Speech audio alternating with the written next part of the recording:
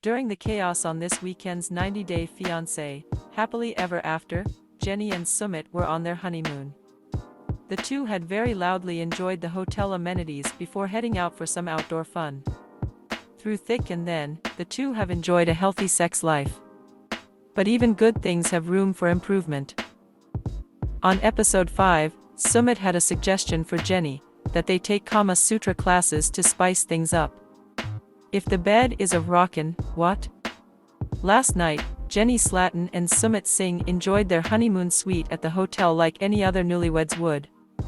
True, it has been nearly a decade since she deflowered him. But they still found out just how noisy that bed could get. Jenny, like so many of us, would like to spend her vacation relaxing at new locations and feeling pampered. However, Sumit has a different vacation style. He wanted to do something more adventurous. Sumit mentioned rafting. He also mentioned going on a zip line. That is, to be clear, not one of the small ones from summer camp. It took some serious convincing before Jenny was willing to take the plunge. Is it safe? Probably. But just because you know that you'll survive something doesn't mean that it's always worth the terror. However, after a lot of psyching herself up and allowing Sumit to go first, Jenny went on the zip line. For Jenny, it ended up being thrilling enough to have been worth it. The real significance, however, was not about how she felt about it. Sumit heaped praises on her because he likes that they can sometimes do adventurous things together. We matched perfectly, Sumit told Jenny after they were done with their more sporty adventure. They have a 30-year age gap and very naturally have their own interests. So of course Sumit was thrilled to see that Jenny is willing to let loose and try something new, even if it's just to humor him. Speaking of trying new things, please like and subscribe to my channel, and don't forget to click on the bell icon to get new video updates. He asked if she was familiar with the Kama Sutra. Jenny replied in the affirmative, though admittedly it sounded like she said Kama Sutra a couple of times.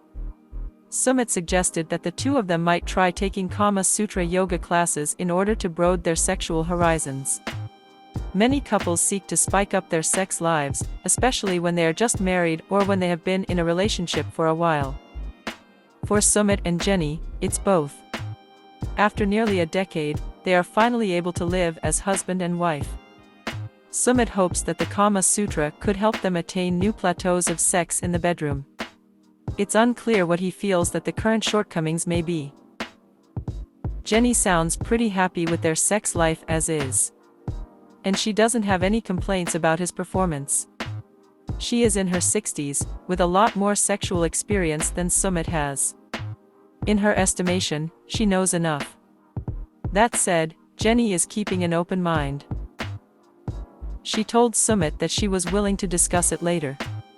Jenny and Sumit then went to a public ceremony, with Jenny remarking about cultural differences.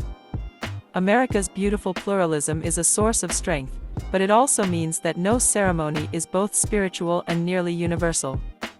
She resolved to leave behind the bitterness over conflict with Sumit's toxic family. However, Jenny surprised Sumit by pointing out the possibilities for their future. They could get a marital visa for him. If he wanted, they could move together to America. Sumit felt stunned by the offer. It is not what he wants, for one simple reason. In Sumit's eyes, his toxic family, the ones who disowned him, are too important for him to leave them behind. He feels that, if he moved to another country, he might never get them back. Jenny, who moved to another country and left her family behind to be with him, has every right to feel weird about that.